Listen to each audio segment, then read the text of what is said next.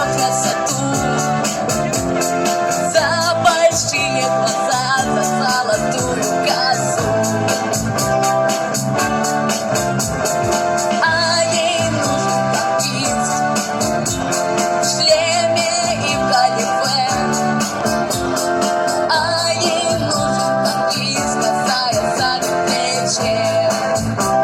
И что вы думаете, она сказала? Да у тебя, мама, педагог, да у тебя не папа, пианист, да у тебя не все наоборот, какой ты нафиг танкист.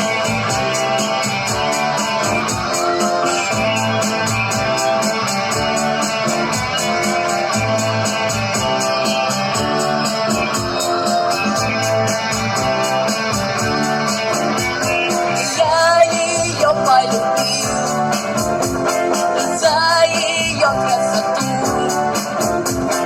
за большие глаза, за золотую косу.